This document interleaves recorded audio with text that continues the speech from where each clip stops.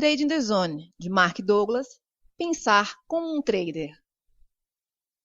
Se me pedissem para condensar o trading na sua forma mais simples, diria que é um jogo de reconhecimento de padrões numéricos. Usamos a análise de mercado para identificar os padrões, definir o risco e determinar quando tomar mais-valias. O trade ou funciona ou não funciona. Em qualquer caso, continuamos para o trade seguinte. É tão simples quanto isto, mas certamente não é fácil. De fato, o trading é provavelmente o projeto mais difícil em que tentará ter sucesso. Não porque exija grandes conhecimentos, muito pelo contrário, mas porque quanto mais pensa que sabe, menos sucesso terá. Fazer trading é difícil porque temos de operar num estado em que não precisamos de saber. Muito embora a sua análise possa revelar-se, por vezes, perfeitamente correta. Para operar num estado em que não tem que saber, tem que gerir devidamente as suas expectativas. Para gerir devidamente as suas expectativas, tem de reordenar o seu ambiente mental para que acredite indubitavelmente nas 5 verdades fundamentais. Neste capítulo, vou dar-lhe um exercício de trading que irá integrar estas verdades sobre o mercado a um nível funcional no seu ambiente mental. Ao longo do processo, irei mostrar-lhe as 3 fases de desenvolvimento de um trader. A primeira fase é a fase mecânica. Nesta fase, um trader constrói a autoconfiança necessária para operar num ambiente sem limites, aprende a executar sem erros um sistema de trading, treina sua mente para pensar em probabilidades, as 5 verdades fundamentais, cria uma convicção forte e inabalável na sua consistência como trader. Quando tiver concluído esta primeira fase, pode depois avançar para a fase subjetiva do trading. Nesta fase, usa o que já aprendeu sobre a natureza do movimento do mercado para fazer o que pretende. Há muita liberdade nesta fase, pelo que terá de aprender a monitorizar a sua predisposição para cometer erros de trading, que são o resultado dos problemas de autoavaliação não resolvidos a que me referi no capítulo anterior. A terceira fase é a fase intuitiva. Fazer trading intuitivamente é a fase de desenvolvimento mais avançada. É o equivalente, no trading, a chegar à faixa preta nas artes marciais. A diferença é que não tentamos ser intuitivos, porque a intuição é espontânea. Não vem daquilo que sabemos a um nível racional. A parte racional da nossa mente é estruturalmente desconfiada da informação que recebe de uma fonte que não compreende. Ter a sensação que algo está prestes a acontecer é uma forma de saber muito diferente de saber racionalmente. Trabalhei com muitos traders que tinham frequentemente uma sensação intuitiva muito forte do que ia acontecer a seguir e viam-se confrontados com a parte racional de si mesmos que persistentemente lutava por agir de outra forma. É claro que se tivessem seguido a sua intuição, teriam experimentado um resultado muito satisfatório. Em vez disso, o resultado era normalmente muito insatisfatório, especialmente quando comparado com o que tinham percebido antes como possível. A única forma que conheço em que pode tentar ser intuitivo é trabalhando na criação de um estado mental que esteja o mais disponível possível para receber os seus impulsos intuitivos e agir com base neles.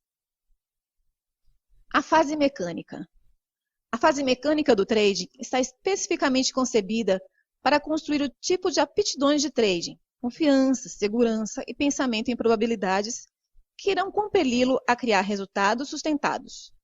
Defino resultados sustentados como uma curva de resultados em crescimento regular, mostrando perdas ligeiras, que são a consequência natural de oportunidades identificadas no mercado que não funcionaram. A não ser que descubra um padrão que vire as probabilidades de um trade ganhador a seu favor, alcançar uma curva de resultados crescente implica eliminar sistematicamente qualquer hipótese de cometer o tipo de erros que resultam do medo, da euforia ou da autoavaliação que descrevi neste livro.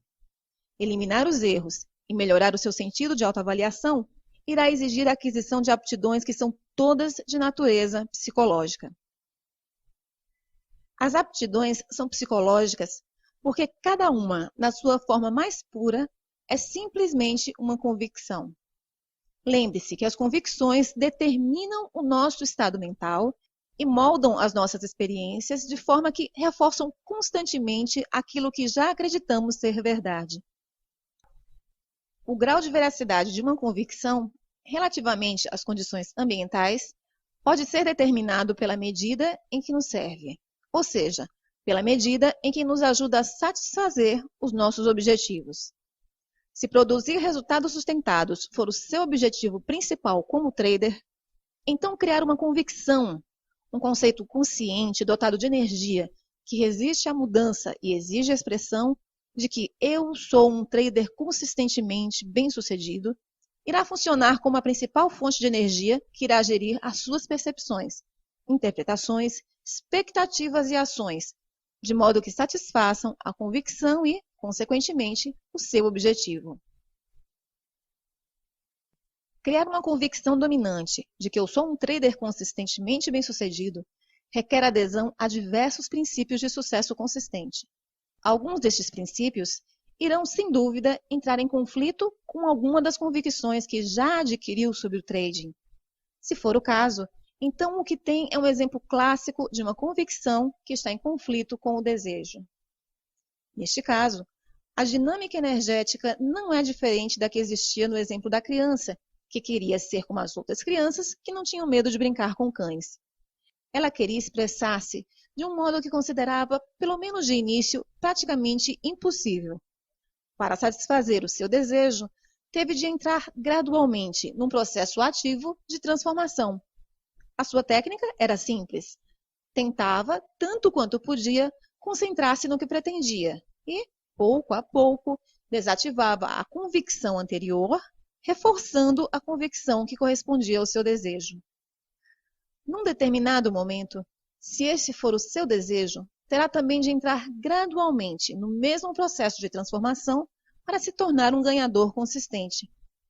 Quando se trata de transformação pessoal, os ingredientes mais importantes são a força de vontade, a clareza do propósito e a intensidade do desejo. Em última análise, para que este processo funcione, tem de escolher a consistência em detrimento de todas as outras razões ou justificações que tenha para fazer trading. Se todos esses ingredientes estiverem presentes em grau suficiente, então, independentemente dos obstáculos internos com que seja confrontado, aquilo que deseja irá acabar por prevalecer. Observe-se a si mesmo. O primeiro passo no processo de obtenção de consistência é começar a reparar naquilo que pensa, diz e faz. Por quê? Porque tudo o que pensamos, dizemos ou fazemos como traders contribui para alguma convicção no nosso sistema mental e, por conseguinte, reforça-a. Como o processo de se tornar consistente é de natureza psicológica, não é surpresa ter que começar a prestar atenção aos seus vários processos psicológicos. A ideia é aprender a tornar-se um observador atento dos seus próprios pensamentos, palavras e atos. A sua primeira linha de defesa contra o erro do trading é dar por si mesmo a pensar sobre ele. É claro que a última linha de defesa é dar por si próprio a agir. Se não se empenhar em tornar-se um observador atento destes processos, as suas tomadas de consciência virão sempre depois da ação, normalmente quando já está num profundo estado de arrependimento e frustração. Observar-se a si mesmo de forma objetiva implica fazê-lo sem sentido de reprovação ou crítica. Isso pode não ser fácil para algumas pessoas, tendo em conta o tratamento crítico e reprovador que ao longo das suas vidas podem ter recebido de outras pessoas. O resultado é aprender a associar o erro à dor emocional. Ninguém gosta de estar no estado de dor emocional, por isso é normal evitarmos tanto quanto possível reconhecer ou encarar um erro. Não encarar os erros das nossas vidas diárias normalmente não tem as mesmas consequências desastrosas se o fizermos como traders. Se produzir resultados sustentados depende da eliminação do erro, então é uma meia-verdade dizer que terá uma grande dificuldade em atingir o seu objetivo se não conseguir reconhecer o erro. Obviamente, isso é algo que muitas poucas pessoas conseguem fazer. E explica por que razão há tão poucos ganhadores sustentados. De fato, a tendência para não reconhecer um erro é tão comum na espécie humana que nos poderia levar a pensar que é uma característica estrutural da natureza humana. Não acredito que assim seja. Nem acredito que nascemos com a capacidade de nos ridicularizarmos ou nos sentirmos inferiores por cometermos uma falha, um erro de cálculo ou um lapso. Cometer erros é uma consequência natural de estar vivo e irá continuar assim até chegarmos a um ponto em que 1. Todas as nossas convicções estejam em absoluta harmonia com os nossos desejos e 2. Todas as nossas convicções estejam estruturadas de tal forma que estejam completamente em consonância com aquilo que funciona da perspectiva do ambiente.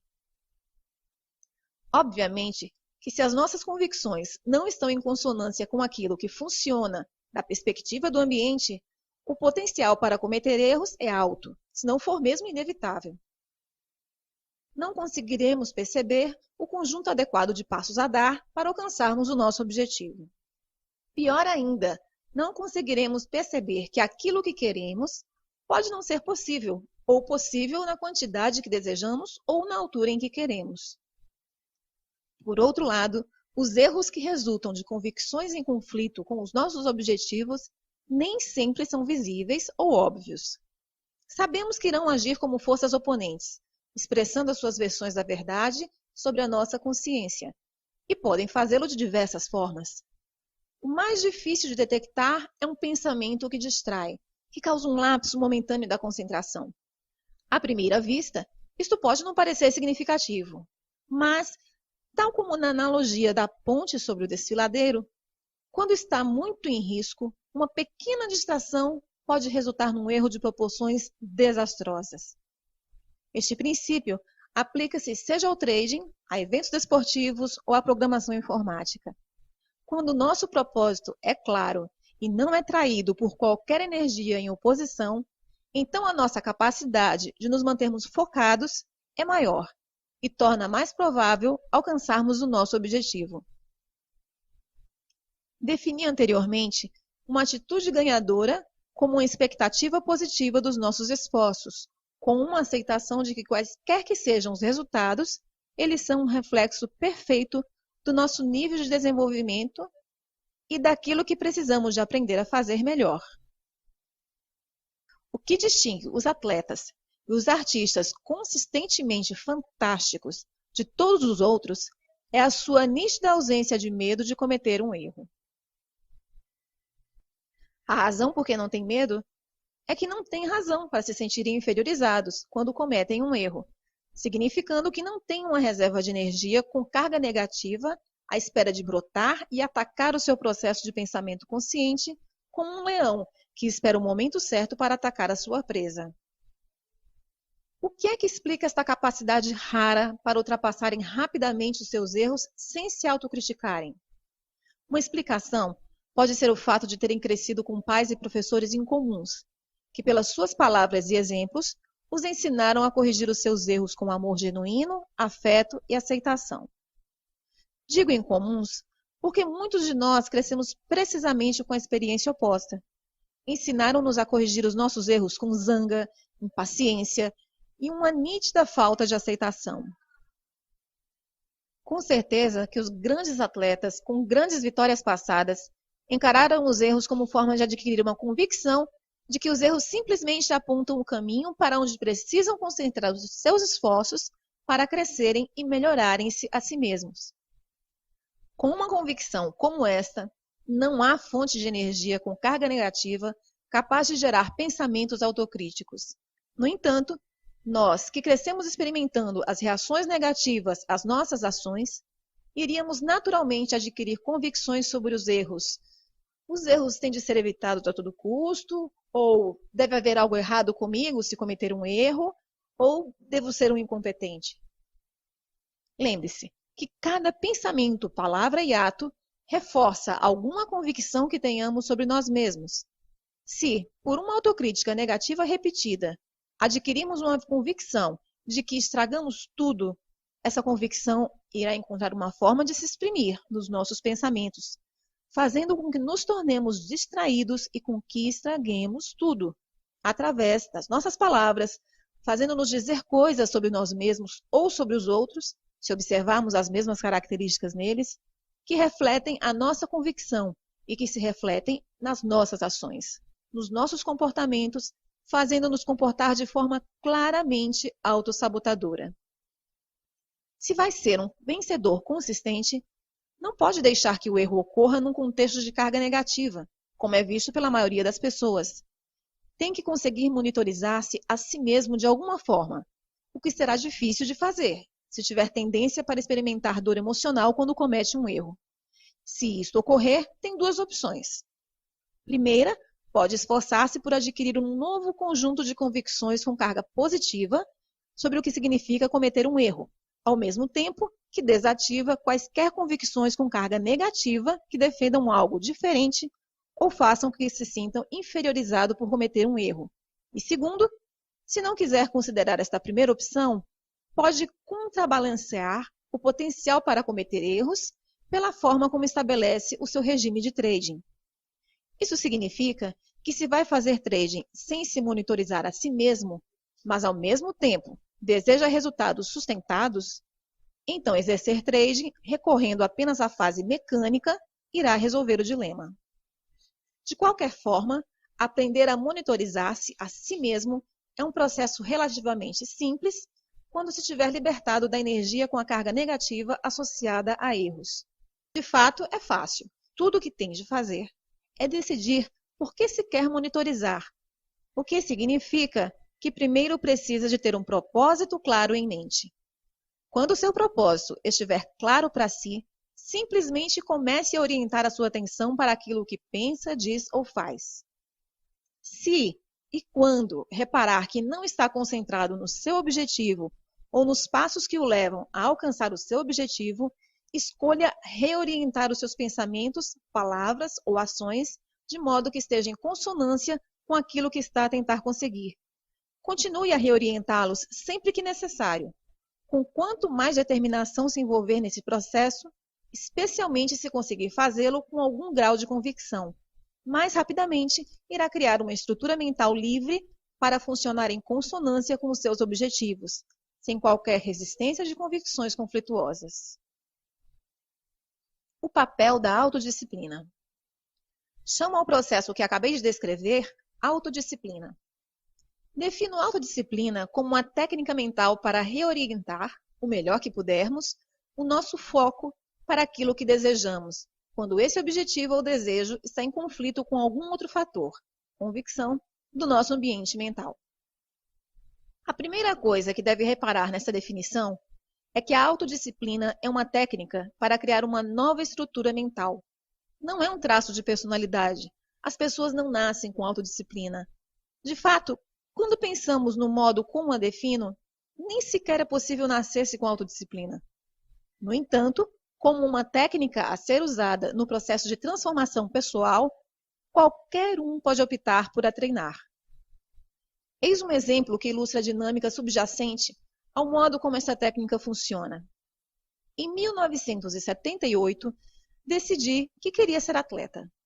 Não me lembro exatamente de qual era a minha motivação subjacente, exceto ter passado os 8 anos anteriores num estilo de vida muito inativo.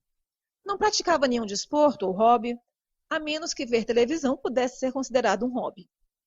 Anteriormente, tanto no liceu como pelo menos durante parte do período que frequentei a universidade, era muito ativo no desporto, especialmente no hóquei. No entanto, depois de sair da universidade, a minha vida desenrolou-se de uma forma muito diferente da que esperava. Não era concretamente o que desejava, e sentia-me impotente para reagir.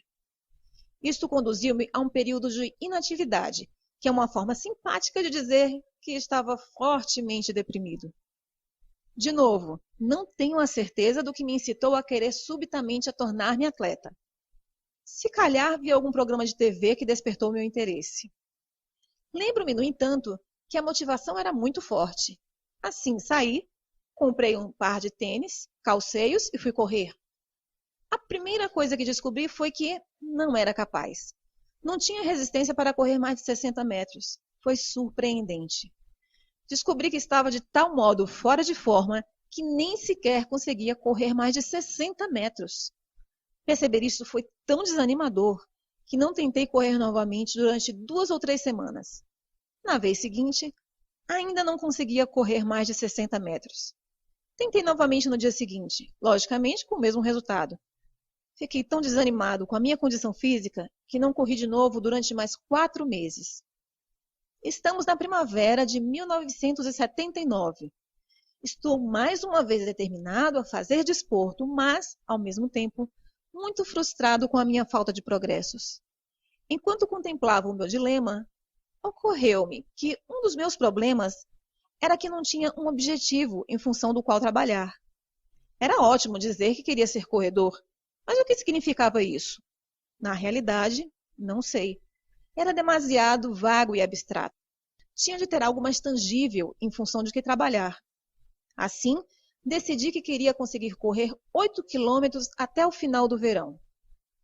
8 quilômetros pareciam na altura inconquistáveis, mas pensar que seria capaz de o fazer gerou em mim uma grande dose de entusiasmo.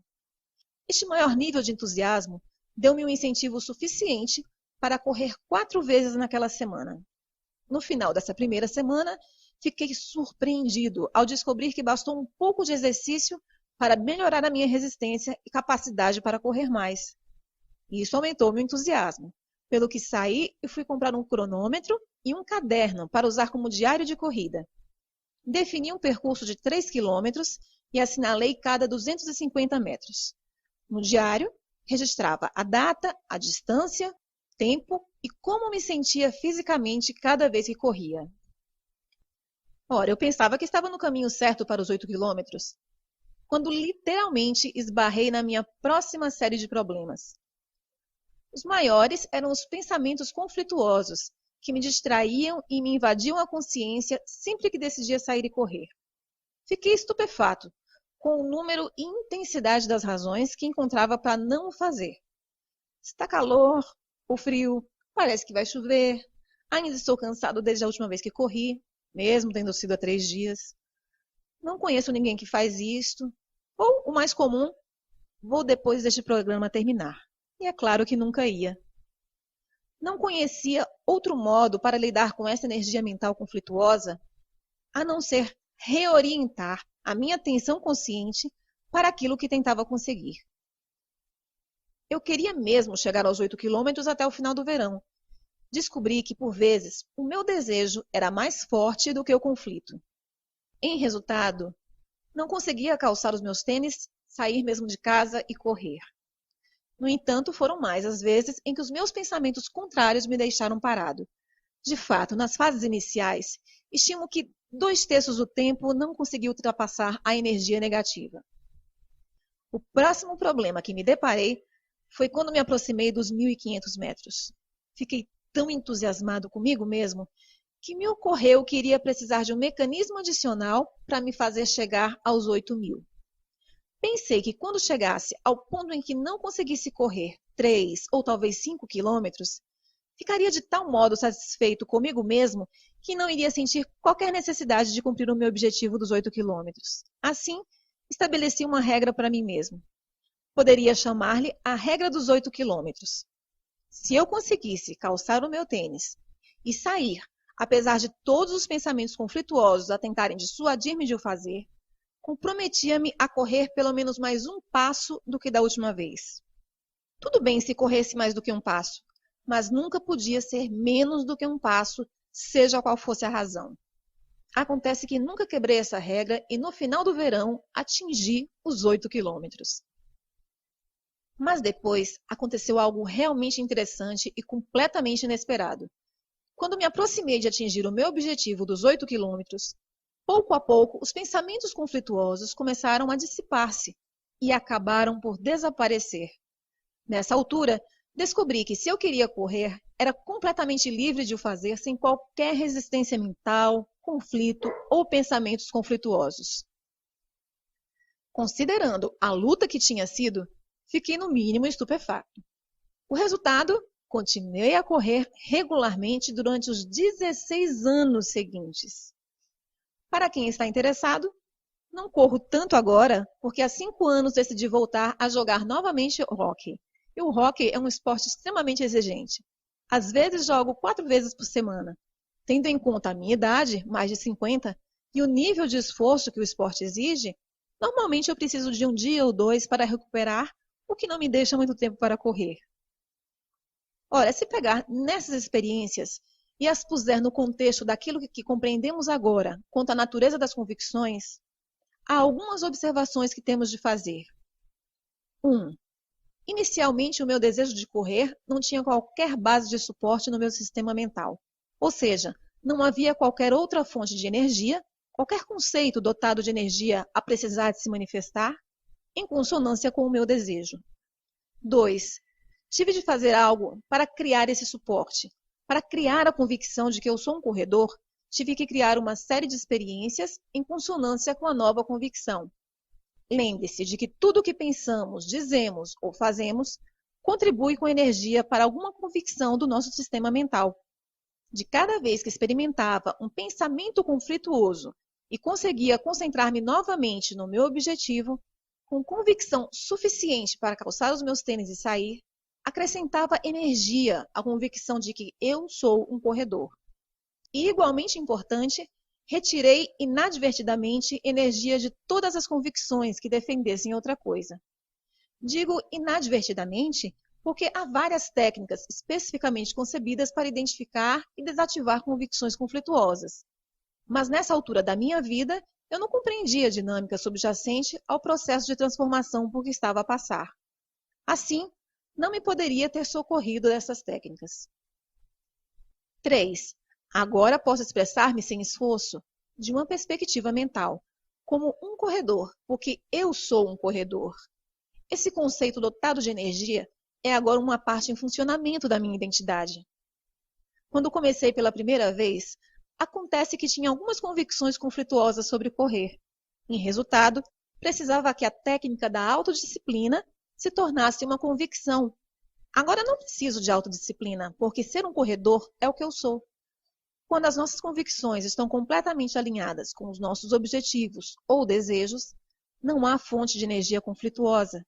E se não há fonte de energia conflituosa, então não há fonte de pensamentos que cause distração, desculpas, racionalizações, justificações ou erros, consequentes ou subconscientes. 4. As convicções podem ser alteradas e, se for possível alterar uma convicção, então é possível alterar qualquer convicção, se compreendermos que na realidade não estamos a alterá-la, mas somente a transferir energia de um conceito para outro, permanecendo intacta a convicção que se pretende mudar. Por conseguinte, podem existir em simultâneo no nosso sistema mental duas convicções completamente contraditórias. Mas se tivermos retirado a energia de uma convicção e dotado totalmente de energia a outra, não existe contradição do ponto de vista funcional. Só a convicção combinada com a energia terá a capacidade para funcionar como uma força sobre o seu estado mental, sobre a sua percepção e interpretação da informação e sobre o seu comportamento. Ora, o único propósito de fazer trading mecanicamente é transformar-se a si mesmo num trader de sucesso consistente. Se houver alguma coisa no seu ambiente mental que esteja em conflito com os princípios da criação, de uma convicção de que eu sou um trader consistente bem-sucedido, então terá de empregar a técnica da autodisciplina para integrar estes princípios como uma parte dominante do funcionamento da sua identidade. Quando os princípios se tornarem quem você é, já não irá precisar de autodisciplina, porque o processo de ser consistente irá deixar de exigir esforço. Lembre-se que a consistência não é a mesma coisa que a capacidade de abrir uma ou várias posições ganhadoras, porque abrir uma posição ganhadora não exige absolutamente nenhuma aptidão. Tudo o que tem de fazer é adivinhar corretamente, o que não difere em nada de adivinhar o resultado do lançamento de uma moeda ao ar, enquanto que a consistência é um estado mental que, uma vez atingido, não irá permitir-lhe ser de qualquer outra maneira. Não terá que tentar ser consistente, porque tal decorrerá naturalmente da sua identidade. De fato, se tiver de tentar, é uma indicação de que não integrou completamente os princípios do sucesso, consistente como convicção dominante e não conflituosa. Por exemplo, predefinir o seu nível de risco é um passo no processo de ser consistente. Se for preciso qualquer esforço especial para predefinir o seu risco, se tiver de se lembrar a si mesmo conscientemente de o fazer, se experimentar quaisquer pensamentos conflituosos, no fundo tentando dissuadi-lo de o fazer, ou se encontrar numa posição em que não predefiniu o seu risco, então este princípio não é uma parte dominante do funcionamento da sua identidade. Não é quem você é. Se fosse, nem sequer lhe iria ocorrer não predefinir o seu risco. Se e quando todas as fontes de conflito tiverem sido desativadas, já que não há qualquer potencial para que seja de qualquer outra maneira, o que uma vez foi uma luta irá acabar por não exigir esforço agora. Nessa altura, pode parecer às outras pessoas que você não é muito disciplinado, porque pode fazer algo que não considerem difícil, se não impossível. Mas a realidade é que não está a ser de modo algum disciplinado, está simplesmente a funcionar com base num conjunto diferente de convicções que o compelem a comportar-se de um modo que está em consonância com os seus desejos, propósitos ou objetivos. Desenvolver a convicção da consistência. Criar uma convicção de que eu sou um vencedor consistente é o principal objetivo, mas, tal como a minha intenção de me tornar corredor, é demasiado ampla e abstrata para implementar sem a decompor num processo gradual. Assim, o que vou fazer é decompor essa convicção nas suas menores partes e depois dar-lhe um plano para integrar cada parte com uma convicção dominante. As seguintes subconvicções são as componentes básicas que fornecem a estrutura elementar do significado de ser um vencedor consistente. Eu sou um vencedor consistente porque 1. Identifico objetivamente as minhas oportunidades. 2. Predefino o risco de cada trader. 3. Aceito completamente o risco e estou disposto a fechar a posição se o mercado se virar contra mim. 4. Ajo sobre as minhas oportunidades, sem reservas ou hesitações. 5. Tomo os meus lucros quando o mercado me disponibiliza dinheiro. 6. Monitorizo continuamente a minha susceptibilidade para cometer erros. 7. Compreendo a absoluta necessidade destes princípios de sucesso consistente e, por conseguinte, nunca os violo. Essas convicções são os 7 princípios da consistência. Integrar estes princípios no seu sistema mental a um nível funcional exige que crie propositadamente um conjunto de experiências que estejam em consonância com eles. Isso não difere em nada da criança que queria brincar com cães ou do meu desejo de ser corredor. Antes de conseguir brincar com o cão, a criança teve primeiro que fazer várias tentativas para se aproximar de um cão. No final, quando o peso preponderante da energia no seu sistema mental foi transferido, conseguiu brincar com cães sem qualquer resistência interna. Para me tornar um corredor, tive de criar a experiência de correr contra tudo dentro de mim, a defender o contrário. No final, à medida que a energia era transferida para esta nova definição de mim mesmo, correr tornou-se uma expressão natural da minha identidade. É óbvio que aquilo que estamos a tentar conseguir é muito mais complexo do que tornar-se um corredor ou afagar um cão, mas a dinâmica subjacente a esses processos é idêntica. Comecemos com um objetivo específico. O primeiro princípio da consistência é a convicção de que eu identifico objetivamente as minhas oportunidades. A palavra-chave aqui é objetivamente. Ser objetivo significa que não é possível definir, interpretar e, por conseguinte, interpretar qualquer informação do mercado como negativa ou positiva. A forma de ser objetivo é operar com base em convicções que mantêm neutras as nossas expectativas e ter sempre em conta forças desconhecidas.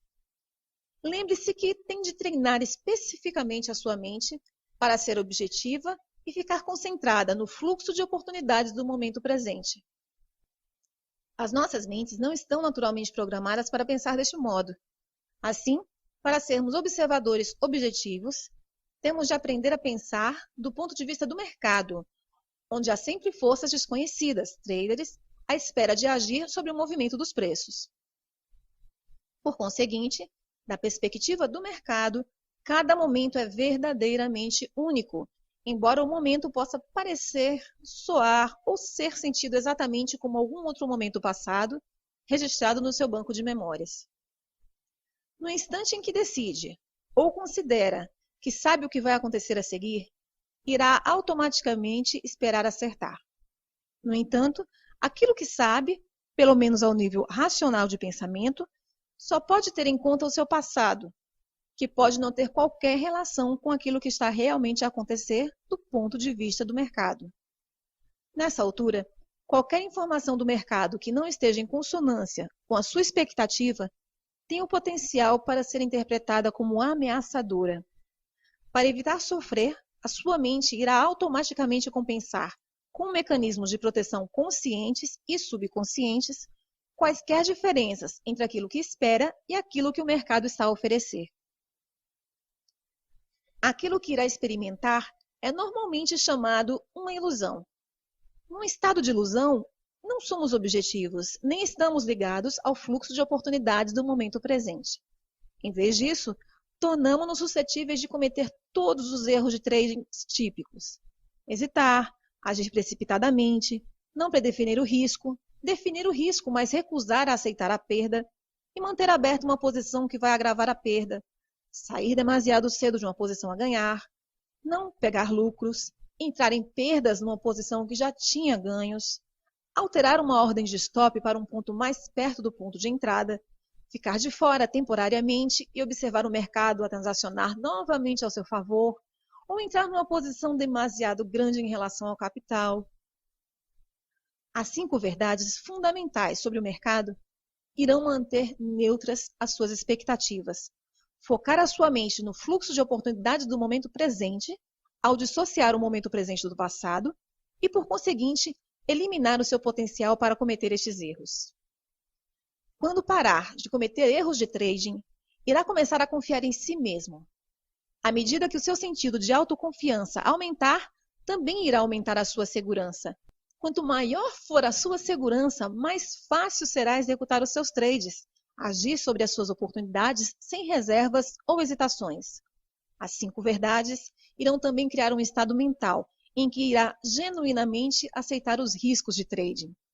Quando aceitar genuinamente os riscos, estará tranquilo com qualquer resultado.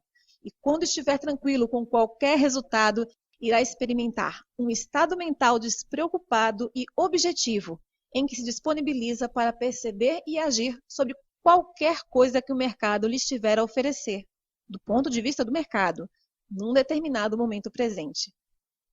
O primeiro objetivo é integrar a convicção dominante que eu defino objetivamente as minhas oportunidades. O desafio agora é: como chegar lá?